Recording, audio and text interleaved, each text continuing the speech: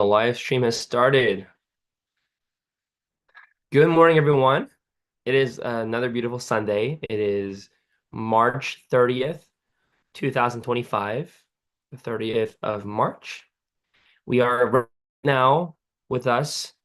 Very, very, very happy actually, because we've had this gentleman before with us and we've had some amazing discoveries together. As you know, this is Baha'i Explorations.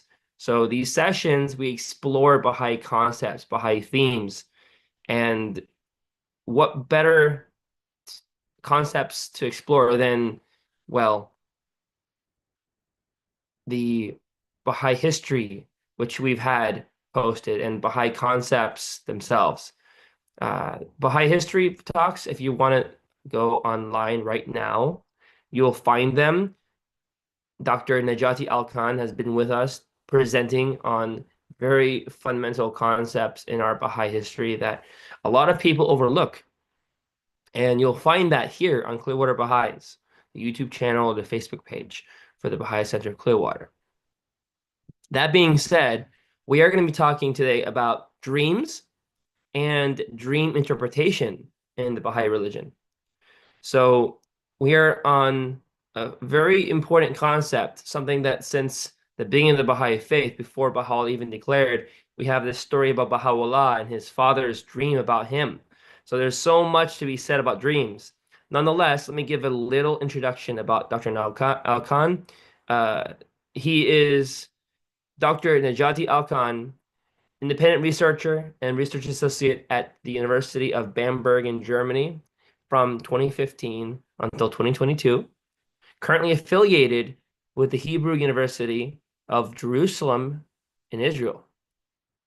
He has been fascinated with Baha'i studies, especially history. As I had conveyed earlier, we have Baha'i exploration sessions online right now. You can view, like, for example, the Baha'i Faith in the Ottoman Empire.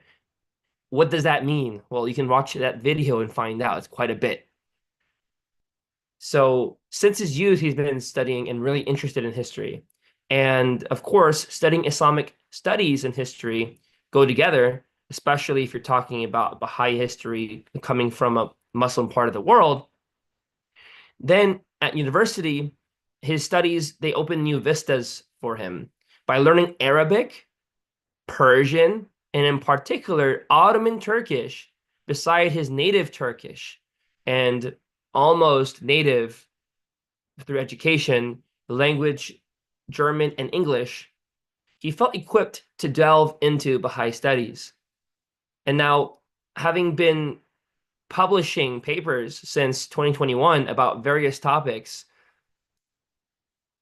his main path-breaking achievement and his MA thesis about the relationship of the Baha'i faith to Islamic reform movements in the 19th century.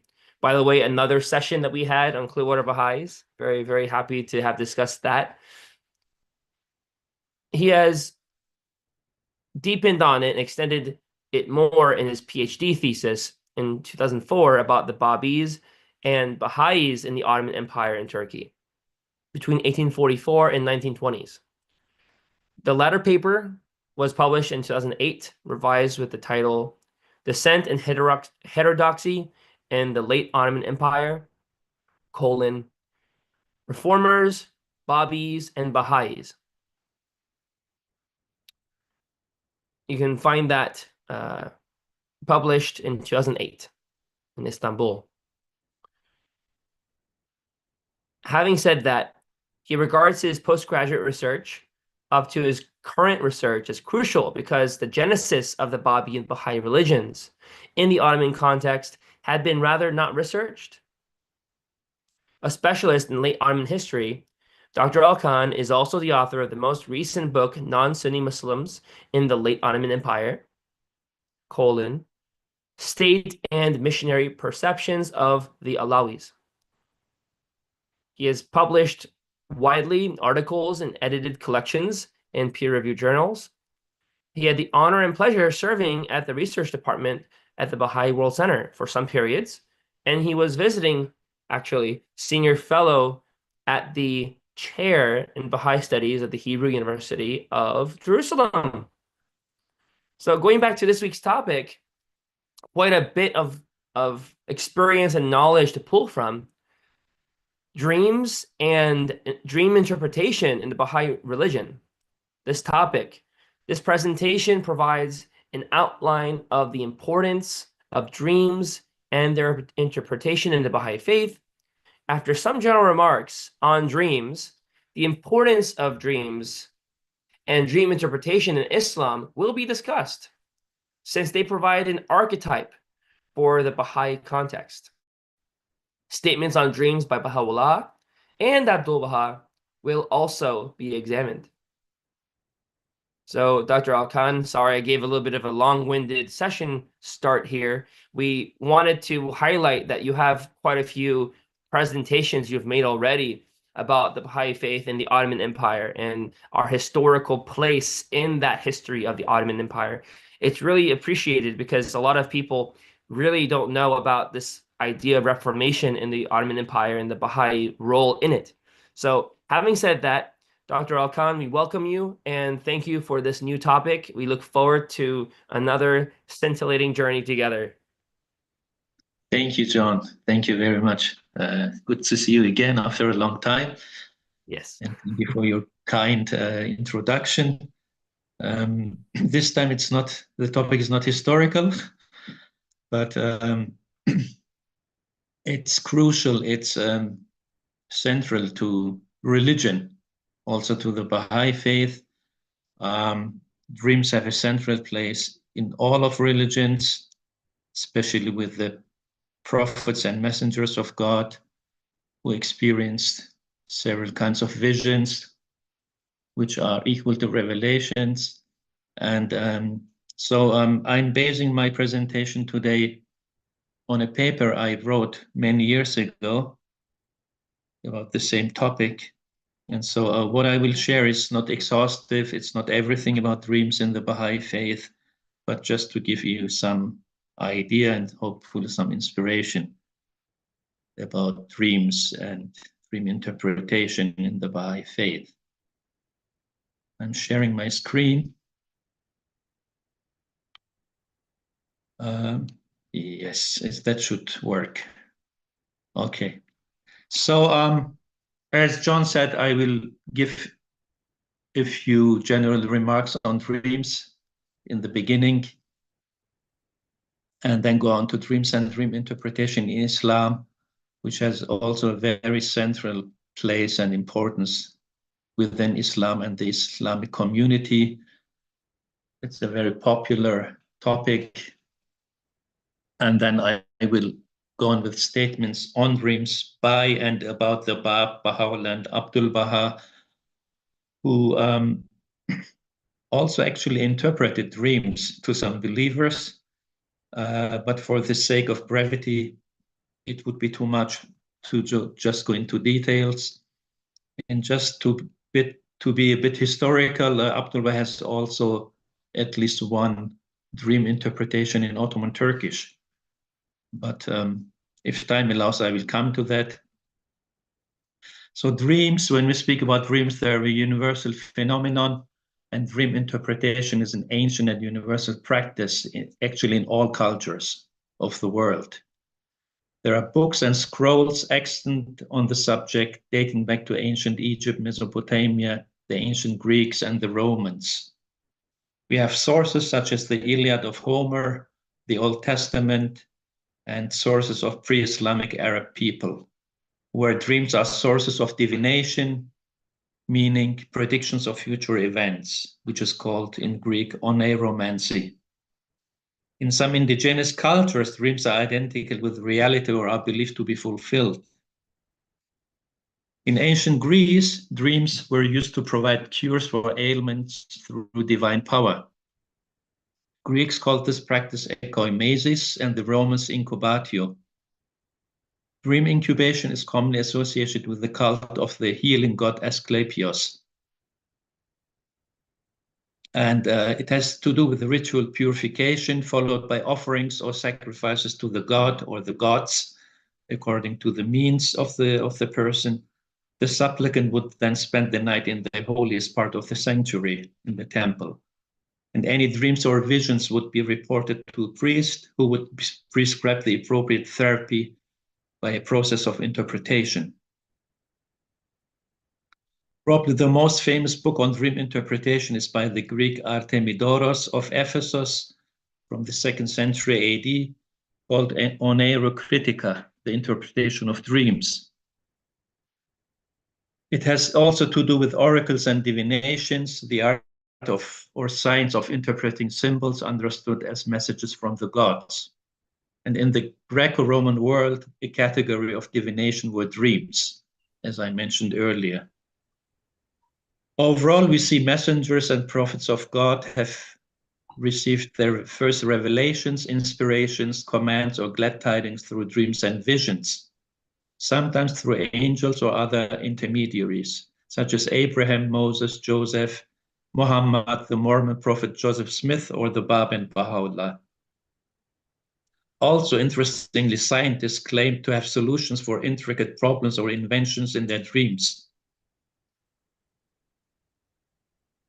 Just to give you two definitions of dreams, the first one is from the Oxford English Dictionary. It says a series of images, thoughts, and emotions, often with a story-like quality, generated by mental activity during sleep, the state in which this occurs.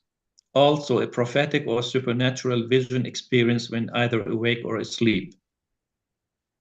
The second definition is from the Encyclopedia of Religion, which says the category of dreams designates both sleeping and imaginal states of consciousness, together with waking descriptions and another representations of these states.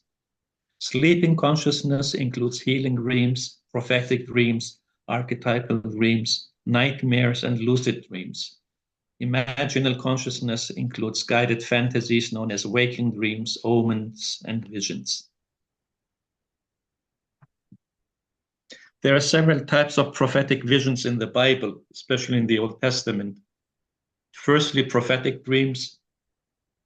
Then we have wakeful visions, hearing words, seeing the speaker while hearing words, an angel speaks, and hearing a voice from God. And with regard to Moses, the Old Testament says, "And the angel of the Lord appeared to him in a flame of fire out of the midst of a bush. And he looked, and behold, the bush burned with fire, and the bush was not consumed."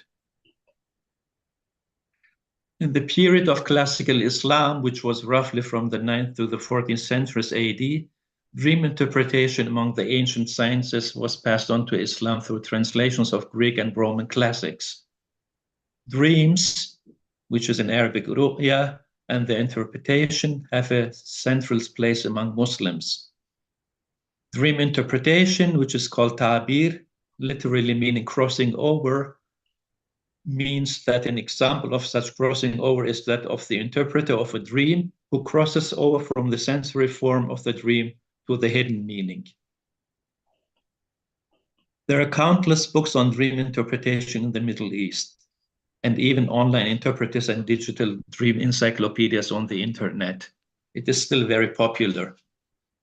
What is also popular in the Islamic world is the practice of istikhara, which is the search for the good, for invoking dreams in order to arrive at a solution of a problem. Noteworthy is also that dream interpretation was utilized for political claims and the legitimation of the ruler. Dreams were also a source of authority in Islam. So-called legitimizing, edifying dreams were utilized for decision-making, the establishment of preferences, and the approval of ideas. The same type of dreams offered guidelines for the right conduct, thoughts, and reactions in definite situations in the daily lives of Muslims. The revelation of the Quran itself commences with a vision or a dream in which the angel Gabriel appeared to Muhammad, which is supposedly Surah 96, which is also transmitted in a hadith, in an oral tradition, which says the commencement of the divine inspiration to God's apostle was in the form of good, righteous, true dreams in his sleep. The Quran itself contains some passages about dreams and their interpretation. 4 words stand for dreams in the Quran, for dreams, visions, and sleep.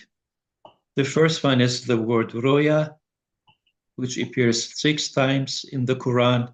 And then we have the word manam, which is more like sleeping, occurs 4 times in the Quran. We also have glad tidings or bushra, good news, which is used once as dream in the Quran. While these 3 terms signify good dreams, the word holm in the Quran occurs twice in the Quran and means bad dream, or is used in the expression confused or jumbled dreams. 6 of all these references I just mentioned deal with the biblical figures of Abraham and Joseph. The other references relate to central Islamic issues like the conquest of Mecca that was revealed to Muhammad in a dream before the event itself. For the interpretation of these Quranic verses, and the commentators utilize Islamic sayings in canonical hadith collections. They deal with the authority of dreams, and they use as a means of legitimation.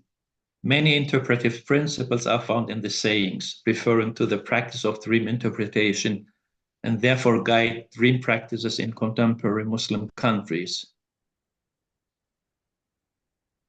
As I said, the Quran itself contains passages about dreams and interpretation, such as the story of Joseph, which is the most famous story in the Quran, and is called the best of stories in the 12th surah of the Quran.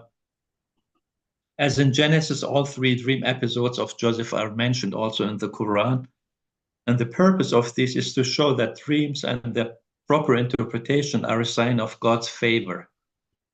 The most significant episode is when Joseph tells his father about his own dream of 11 stars, and the sun and the moon were prostrating themselves before me. In the Old Testament, this means that Joseph's 11 brothers and his father and mother will one day bow down before him, and this will infuriate his brothers. In the Quran, it is said that his father warns Joseph not to tell his dream to his jealous brothers because of their intentions to kill him. His father's statement, "Thus will thy Lord choose thee and teach thee the interpretation of events." It alludes to a later episode during Joseph's imprisonment in Egypt, when he is asked to interpret the dreams of 2 men. With these dreams coming true, the Pharaoh realizes Joseph's ability to interpret dreams and asks him to interpret 2 dreams of his own after being displeased with his advisors, who admitted that they are not knowledgeable about dream interpretation and labeled the Pharaoh's dreams as confused dreams. Joseph expounds the Pharaoh's dreams as predictions of his land's future welfare and thus pleases him. As a result, the Pharaoh awards Joseph by making him his personal servant. Both in Genesis and the Quran, Joseph's piety and his ability to interpret dreams are a sign of his nearness to God. Another crucial Quranic as well biblical episode is that of Abraham's sacrifice of his son, which is Isaac in Genesis and Ismail in the Quran. Abraham receives God's command to sacrifice his son in a dream. After telling his son about this, both surrender themselves to God's will, the Quran says. This in itself is utter humility and absolute trust, and at the very heart of the Islamic faith. A Muslim is someone who entirely submits him or herself to God's will, which means Islam. Apart from this, another aspect is worth noting here. Although there is no indication that Abraham's dreams was divine in origin, he and his son readily accepted it as such.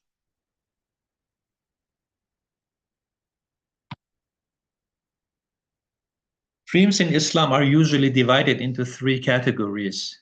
The first one are true dreams, which come from God and are part of revelation or prophetism. The second one is deceitful dreams, which are the whisperings of Satan or demons.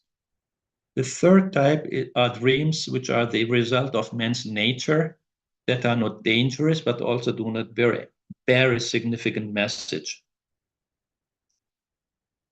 Another classification of dreams is by the theologian Al-Razi, who suggested the following. There are dreams with a message and become reality, such as Muhammad's dream about his conquest of Mecca. The second one are dreams whose message is realized in the opposite way, like Abraham's dream. He asked to sacrifice his son, but in reality he sacrificed a lamb. The third one are dreams that demand for interpretation, such as the dreams in the Surah of Joseph that I just mentioned. Another classification of dreams is by the great Muslim scholar Ibn Khaldun, who said that the first type of dream are clear dream visions which are from God. The second one, allegorical dreams from the angels, which need to be interpreted. And the third type, confused dreams from Satan, which are futile.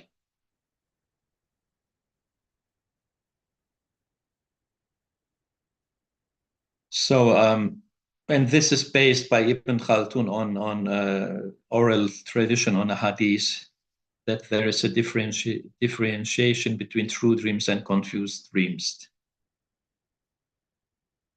Now coming to the Baha'i Faith, there are tablets of Abdu'l-Bahá and Baha'u'lláh classifying dreams into several categories. They endorse some of the categories as a kind of inspiration or foreseeing of what will happen in future. In other tablets, they have given interpretation to believers' dreams at the request of Baha'is that had such experiences. I will come to this later. Now about the Bab. The Bab's revelation commenced with a vision. The Bab dreamt that he drank Imam Hussein's blood. Imam Hussein is this very important Imam of the Shi'is who was martyred at the end by his enemies. And the Bab and Baha'u'lláh make a lot of references to him. So the Bab dreamt that he drank Imam Hussein's blood. In a passage in which Shogh Effendi talks about the first revelations of major prophets, we read, "From God passes by, the circumstances in which the vehicle of this newborn revelation, following with such swiftness that of the Bab, received the first intimations of his sublime mission, recall and indeed surpass in potency the soul-shaking experience of Moses when confronted by the burning bush in the wilderness of Sinai, of Zoroaster when awakened to his mission by a succession of 7 visions, of Jesus when coming out of the waters of the Jordan, he saw the heavens opened and the Holy Ghost descended like a dove and light upon him, of Muhammad when in the cave of Hira, outside the holy city of Mecca, the voice of Gabriel bade him cry in the name of God, of thy Lord, and of the Bab when in a dream he approached the bleeding head of the Imam Hussein and, quaffing the blood that dripped from his lacerated throat, awoke to find himself the chosen recipient of the outpouring grace of the Almighty. And the Bab, in one of his tablets, describes this as follows. The spirit of prayer which animates my soul is the direct consequence of a dream which I had in the year before the declaration of my mission. In my vision, I saw the head of the Imam Hussein, the Sayyid al-Shuhada, which is the prince of the martyrs, which was hanging upon a tree. Drops of blood dripped profusely from his lacerated throat. With feelings of unsurpassed delight, I approached that tree and, stretching forth my hands, gathered a few drops of that sacred blood and drank them devoutly. When I awoke, I felt that the Spirit of God had permeated and taken possession of my soul. My heart was thrilled with the joy of his divine presence, and the mysteries of his revelation were unfolded before my eyes in all their glory.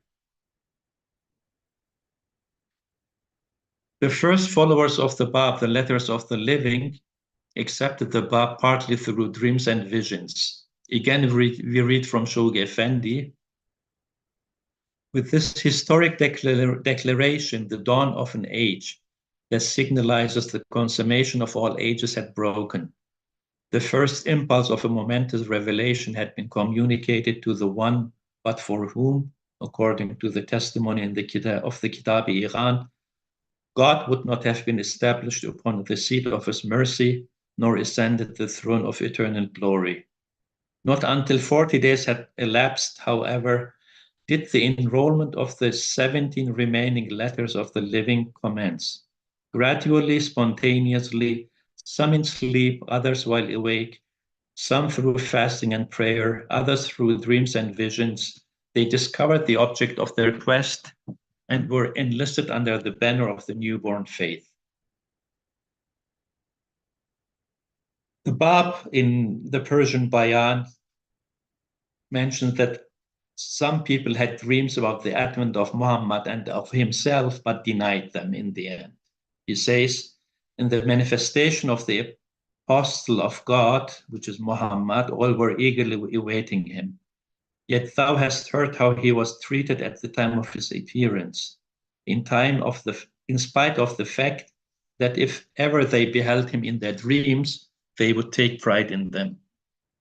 Likewise, in the manifestation of the point of the Bayan, the people stood up at the mention of his name and fervently implored his advent night and day. And if they dreamt of him, they gloried in their dreams. Yet now that he hath revealed himself, invested with the mightiest testimony, whereby their own religion is vindicated, and despite the incalculable number of people who yearningly anticipate his coming, they are resting comfortably in their homes after having hearkened to his verses, while he at this moment is confined in the mountain of Maku, lonely and forsaken.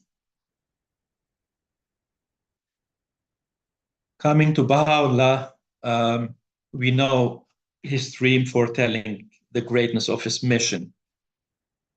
So we read in Hassan Balu's King of Glory, when Baha'u'lláh was a child of 5 or 6 years, he dreamt that he was in a garden where huge birds were flying overhead and attacking him, but they could not harm him. Then went to bathe in the sea, and there he was attacked by fishes, but they too could cause him no injury. Baha'u'lláh related this strange dream to his father, and Mirza Bozorg sent for a man who claimed to interpret dreams. After making his calculations, he told Mirza Bozorg that the expanse of the sea was this world in its entirety, and the birds and fishes were the peoples of the world assailing his son, because he would promulgate something of vital importance related to the minds of men. But they would be powerless to harm him, for he would triumph over them all to achieve a momentous matter. We know also that Baha'u'lláh received his first revelation, the Siyah child, through a dream. In this well-known passage, he says, one night in a dream, these exalted words were heard on every side. Verily we shall render thee victorious by thyself and by thy pen. Grieve thou not for that which hath befallen thee, neither be thou afraid, for thou art in safety. Ere long will God raise up the treasures of the earth, man who will aid thee through thyself and through thy name, wherewith God hath revived the hearts of such as have recognized him. In a similar fashion, Baha'u'lláh later revealed his vision of a luminous maiden in his tablet of the vision, which is also extant in early collection of Baha'i scriptures and in a provisional translation. You can find it on the internet. Baha'u'lláh regards sleep as the most mysterious of the signs of God amongst men, were they to ponder it in their hearts. In the Gleanings, in this passage in the Gleanings, he adds that events in a dream during the sleep that become realized after a considerable lapse of time, which is literally after a year or two or more, or after the lapse of many years, he says, which is literally after 20 or more years. So he says that dreams during the sleep can become realized after the lapse of time. The first statement about this is this: consider thy state when asleep. Verily I say, this phenomenon is the most mysterious of the signs of God amongst men. Were they to ponder it in their hearts, behold how the thing which thou hast seen in thy dream is, after a considerable lapse of time, fully realized. Had the world in which thou didst find thyself in thy dream been identical with the world in which thou livest, it would have been necessary for the event occurring in that dream to have transpired in this world at the very moment of its occurrence. Were it so, you yourself would have borne witness unto it.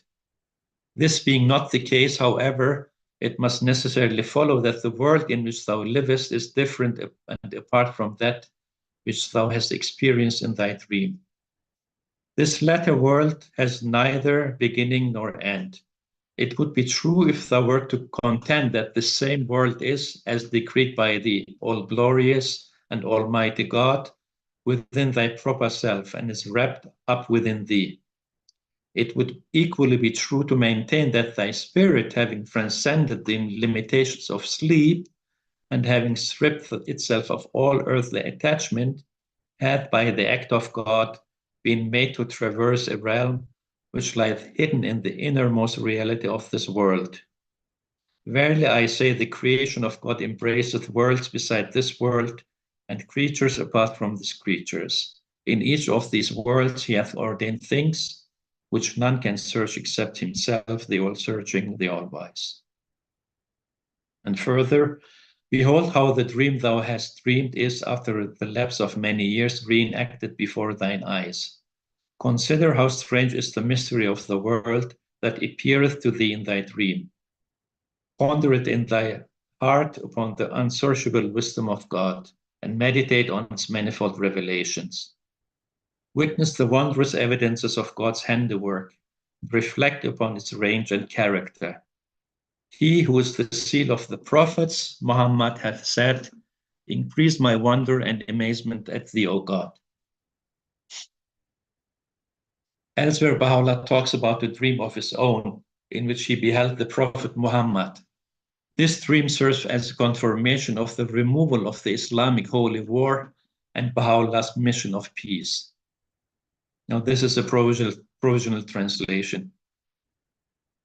One day I saw in a dream that I associated with His Holiness the Apostle Muhammad. May the souls of all else but him be sacrificed for his sake. Words were revealed and utterances were made manifest from that dawning place of God's book. Thereupon he said, previously I had said, paradise is beneath the shades of swords. However, if I were manifest in these days, I would say, paradise is beneath the shade of the tree of friendliness and compassion. Upon hearing this blessed and exalted word, I declared, may the souls of all men be sacrificed unto thy loving kindness, tender mercy, and bounty. Subsequently, the ocean of utterance spoke that which the pen was unable to reveal, and the ink not capable to make manifest. When I woke up from my sleep, I have found myself filled with gladness for a time, in such wise that it was beyond description. Now, in this dream narration, Baha'u'lláh tells us that he and Muhammad associated with each other. This immediately places Baha'u'llah's dream in a distinct class of its own. The majority of reported dreams in which Muhammad is said to appear are cast in the form of reports of words that are heard within the dream itself, but are not the product of or outcome of a conversation. In Baha'u'llah's dream of Muhammad, they converse as friends and as equals. Muhammad says within the dream itself, paradise is beneath the shade of the tree of friendliness and compassion. The chain of transmission is simple. This is Baha'u'llah's direct report of what he himself personally heard the Prophet Muhammad say in his dream. Abdu'l-Bahá has lots of statements about dream. And speaking about the immortality of the soul, he reiterates the realization of dreams. He also states that a problem or question which one cannot resolve in this world of wakefulness is solved in the world of dreams, or the world of sleep. When man is asleep, he does not feel any distance or dimension as in this material world, but he embraces the east and the west and travels in the blink of an eye. Abdu'l-Bahá differentiates between two kinds of visions or dreams, which he calls spiritual discoveries. The first one is the revelations of the prophets and the spiritual discoveries of the elect. According to Abdu'l-Bahá, visions of the prophets are not dreams, but spiritual discoveries and have reality, since they occur in the state of wakefulness and not during a sleep. Abdu'l-Bahá says, spiritual disclosures are of two kinds. One is the visions of the prophets and the spiritual disclosures of the chosen ones of God.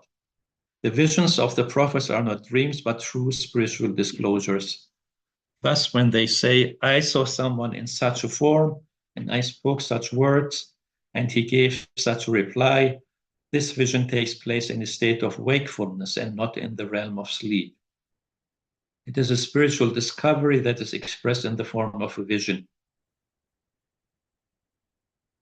He goes on saying, the other kind of spiritual disclosures is mere illusion. But these illusions take such a tangible form in the mind of that many, in the mind that many simple-hearted people imagine them to be real. The obvious proof of this is that no concrete result or outcome ever follows from the supposed compelling or summoning of spirits. No, these are mere fables and fictions. Abdu'l-Bahá compares these to the waves of the sea of imaginations. They have no fruit and no result comes from them. In the same way, man sees in the world of sleep a vision which becomes exactly realized. At another time, he sees a dream which has absolutely no result. Quoting Abdu'l-Bahá, what we mean is that this state, which we call the converse and communications of spirits, is of two kinds. One is simply imaginary, and the other is like the visions which are mentioned in the Holy Book, such as the revelations of St. John and Isaiah, and the meeting of Christ with Moses and Elias. These are real and produce wonderful effects in the minds and thoughts of men and cause their hearts to be attracted. At another instance, Abdu'l-Bahá classifies his dreams into three categories. The first one he calls true dreams. They are as bright as the morning sun and do not need interpretation. They come to pass in the same manner as it was seen, but most of the people do not achieve this. It needs a heart rid of all attachment, and there must not exist idle thoughts in the mind. The second category are interpretive dreams. These are idle thoughts from the heart or mind and need interpretation. Idle thoughts must be separated from spiritual discoveries. Abdu'l-Bahá explains, if you add any color to a white cloth, it will accept it. But if you add blue to a yellow cloth, it will become green, and its truth is distorted. In order to have the true color, one needs to remove the added color, he says. The third category are confused dreams, which are also mentioned in the Quran. If man is involved in strife and contention during the day, and these events appear to him in his dreams, these cannot be interpreted and are no discovery. Finally, Abdu'l-Bahá adds that in the sight of the prophets, a dream or vision is part of revelation, in which they see a celestial figure who tell them to say or to do things.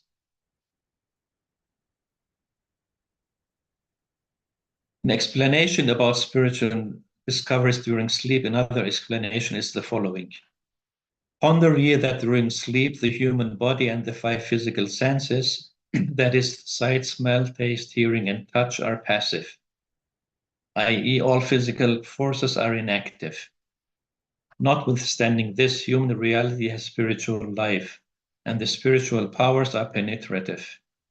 And wonderful disclosures are made in both the East and the West. And perchance one may discover some matters which after a long time may become apparent in the physical world. Therefore, it has become evident that the continuity and influence of the human reality does not depend upon the physical instrumentality. Nay, rather, the physical body is an instrument over which the human spirit spreads luminosity. In an interesting short tablet, Abdu'l-Bahá says that no mention of dreams should be made in gatherings. He says, you should know this and make it clear to the honored ones. If everyone were to mention their dreams in a gathering, there would be no room left for anything else. Mentioning dreams is permissible outside of gatherings, but in gatherings, the words of Baha'u'lláh should be recited, divine proofs should be presented, teaching should take place, and prayers should be read. If any news has arrived from somewhere, it may be mentioned. Just to give you an example of an interpretation of a dream by Abdu'l-Bahá, this is again in the provisional translation. Your letter hath arrived. Your dream was very auspicious because clear water and fish in a dream are considered very blessed. Clear water is mentioned in the verse, and we made from water every living thing, which is from the Quran, which is the source of life for all creatures. It is also said that seeing a fish in a dream signifies the fulfillment of one's wishes. The divine message you heard from that clear water was a spiritual calling, and thanks be to God that it has been manifested in reality. Open your tongue in gratitude to the Almighty Lord, who hath bestowed such a grace upon you and hath kindled the lamp of guidance in your heart. I hope that thou wilt become a means of guidance for others as well. So just to sum up, I mentioned concepts of dreams and visions in Islam, which are basically true dreams, which is, for example, seeing Muhammad in a dream. And there are interpretive dreams which need to be interpreted, and there are confused dreams. And similarly, Abdu'l-Bahá also dwells upon those issues. And I hope I could somehow outline this topic of dreams and visions, especially in the life of the prophets, and also in our life maybe. And I personally am one who forgets his dreams. Maybe others among you remember their dreams. So this is just a short and brief outline of that topic. Thank you.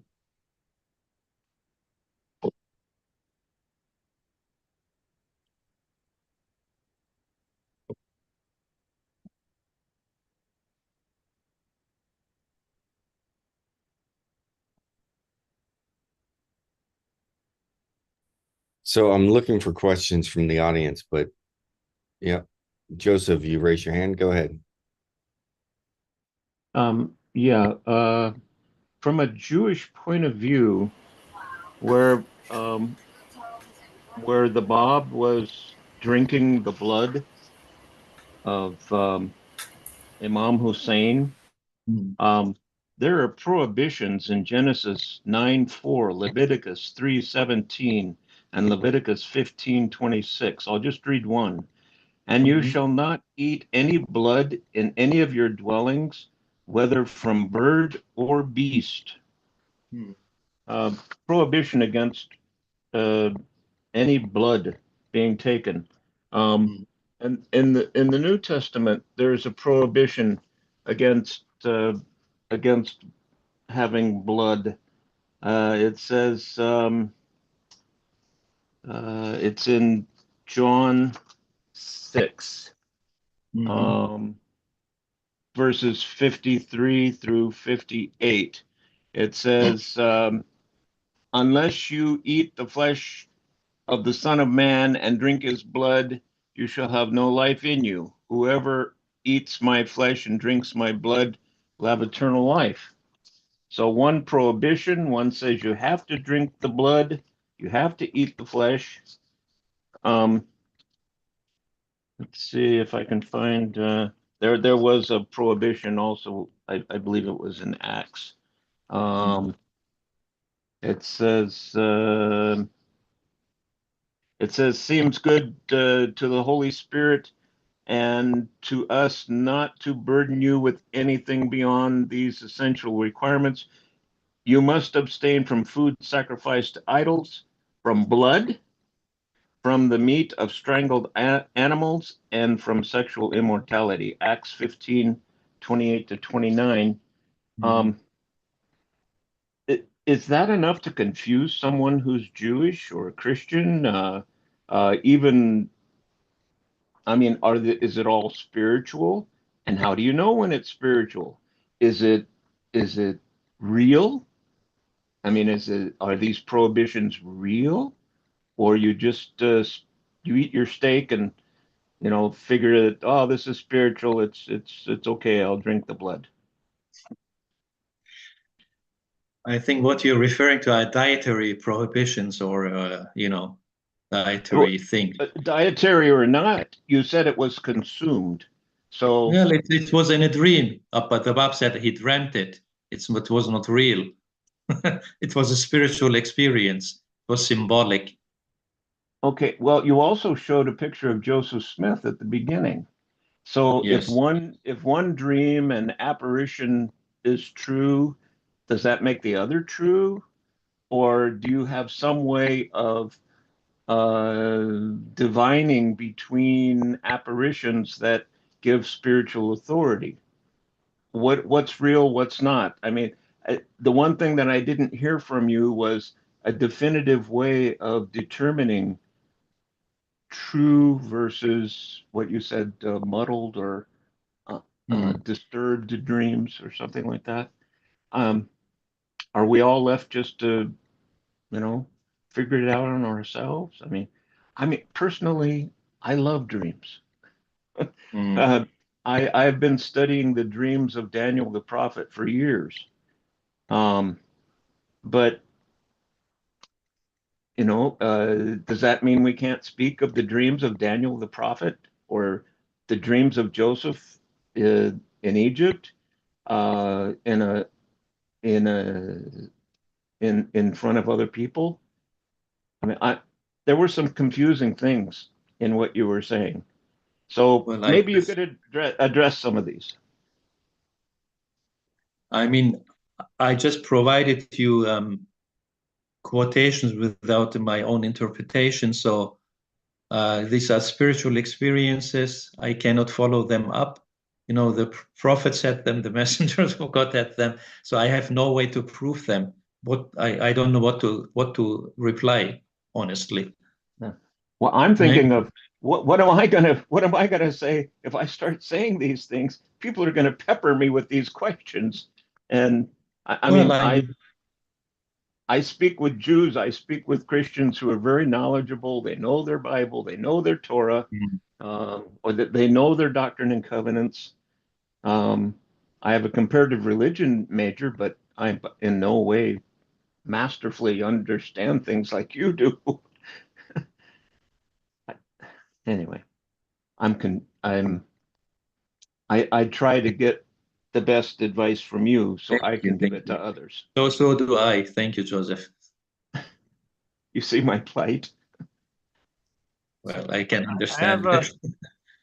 I have a question about the idea of clear water. I heard about fish in clear water. So clear water, your community. yeah, Clearwater, Florida. There you go. And all the people here are as fish. That's another way to put it. Yeah, there you go. Clearwater, Florida. Well, I wanted to ask a question about the concept that fish typically are in the ocean, and typically these dreams are fish in the ocean. So clear water could mean clear ocean water, right? Could mean, yes. Could mean a sea.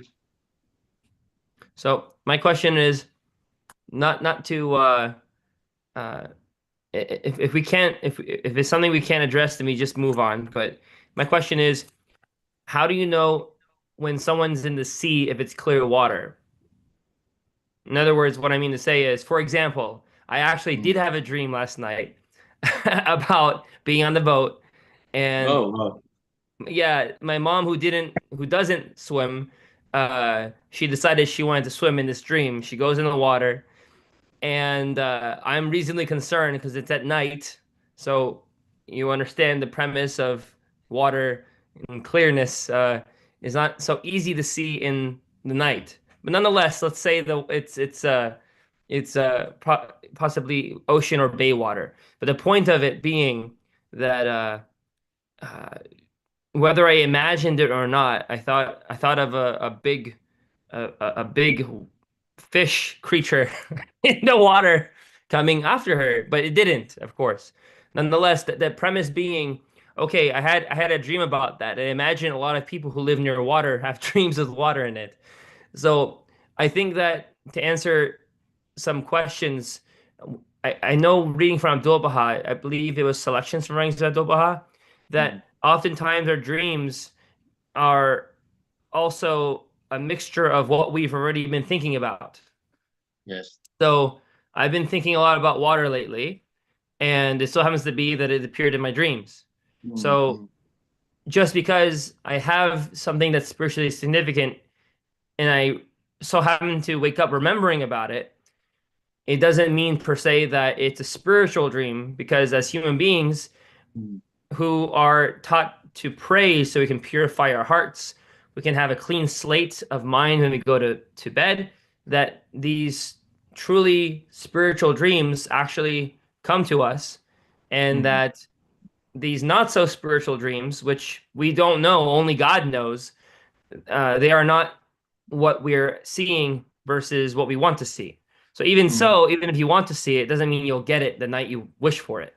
Right. So this idea about us as human beings, like you're listening to a radio, you have a lot of white noise. And oftentimes your own self speaking is that white noise. And when we're sleeping and we hear that white noise at night, that white noise isn't spiritual per se, but there may be a spiritual message and white noise together, but we don't know until maybe that day comes, or until we maybe have it again. But I would like to know from you, Dr. Alkan, in this concept, are you familiar with, and do you have an idea about this concept about prayer and purification of the heart and receptivity to spiritual messages?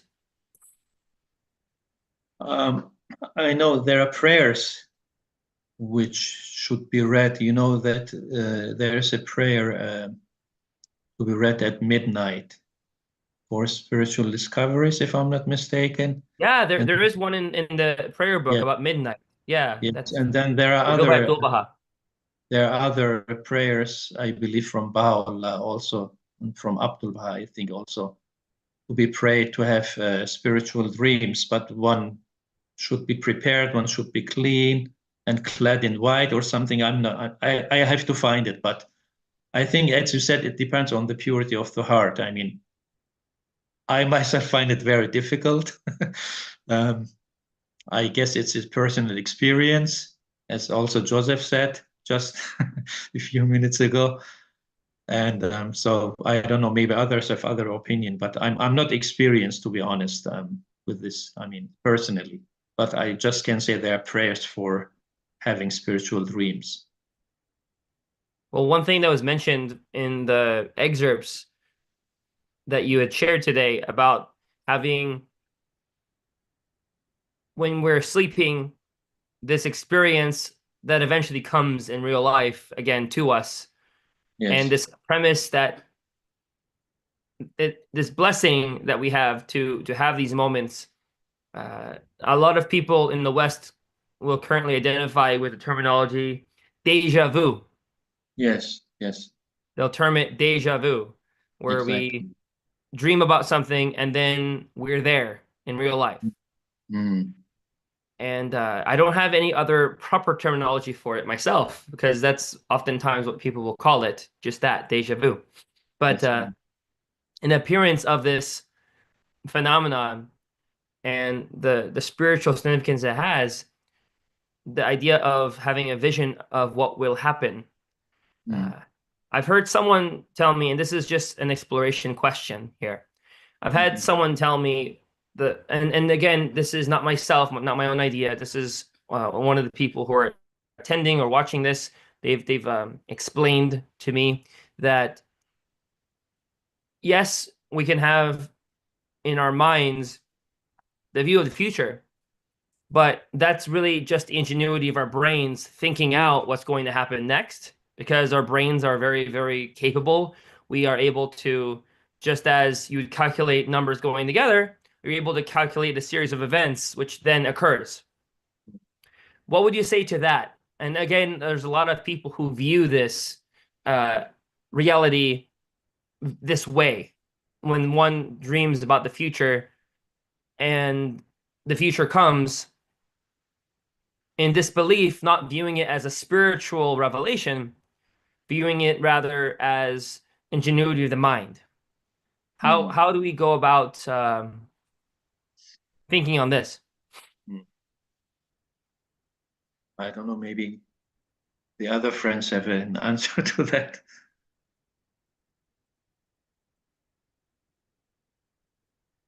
Any of the attendants, participants? We have Eileen. She raised her hand. Please, welcome, Eileen.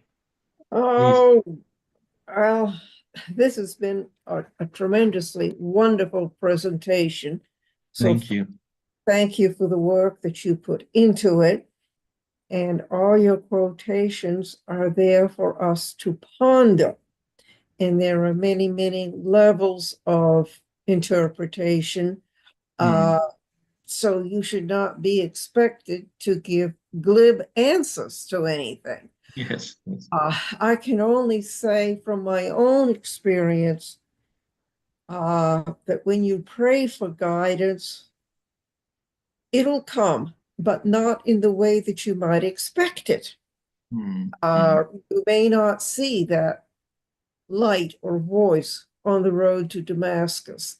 Few of us have anything happen quite so dramatically, but I have noticed that in the morning, especially, thoughts will come through my mind of how to handle a presentation that I'm putting together. And I think the key in what I pray for is simply to be aware so that you recognize what you're being sent, whether it comes at night through a dream or during the day when you're conscious.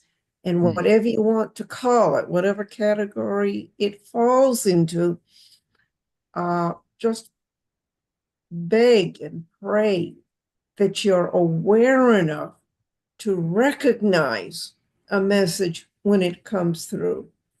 And I hope this helps people to understand what you've been saying.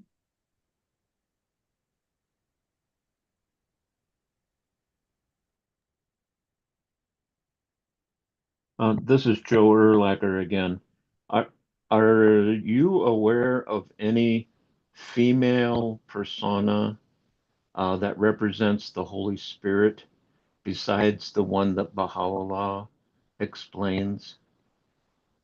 I've been looking through. I was once told when I asked a Hindu that Ganesh possibly was a female elephant, but I haven't been able to get a definitive answer on that at all because I asked for the verses that point to that, and all they said was representations are put in that were put in stone to represent Ganesh were considered the Holy Spirit, but whether it was female or male elephant, they couldn't really tell me.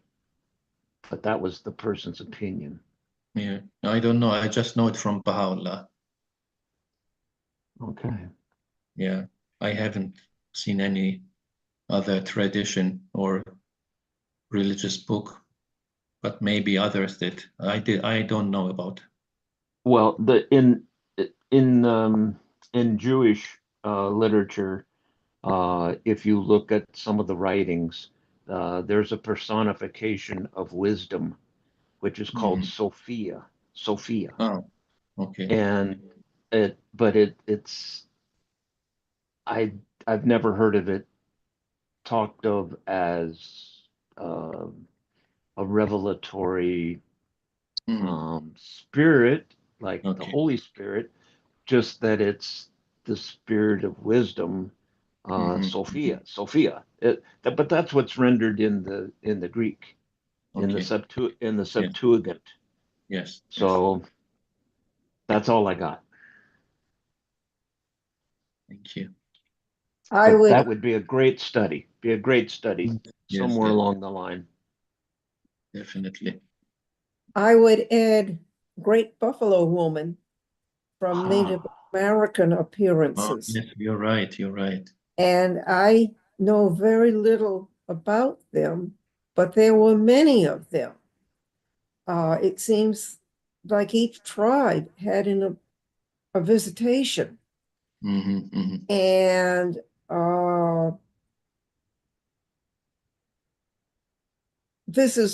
there are a couple of authors. If you go into the archives of Baha'i teachings, there are many, many articles submitted about these personages, these appearances.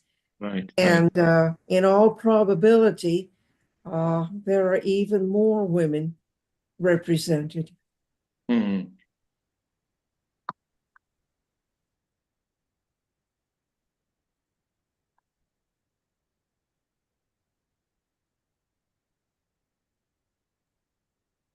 Well, I think that we've had quite a bit of scintillating moments where we are learning from one another, listening to people share their thoughts, their beliefs, their ideas, their personal insights, all in light of these beautiful writings that we've just read from the Baha'i writings, from the Quran, and, well, all that Dr. Al-Khan has shared with us. That being said, I think a good capstone for this would be that we all remember this is the beginning of our exploration. What we looked at, there is so much more to be learned.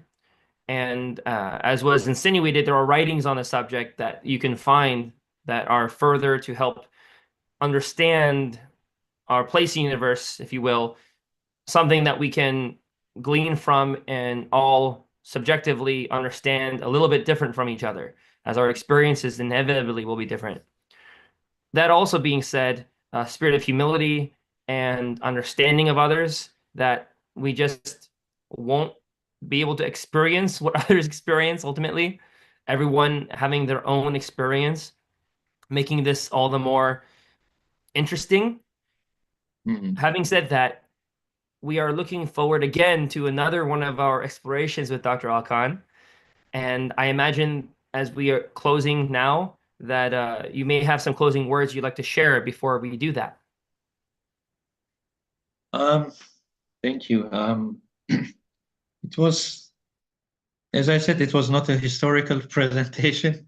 I do more historical things, but I was at some point interested in this topic about dreams, and having background as a scholar of Islam, I love to compare the Quran with our writings, and I just think that especially we in the West need to be more aware of the Quran, of Islam in a positive way as the mother religion of our faith, actually, which also Shoghi Effendi says, and so and delve into more spiritual experience, more context, and also be able to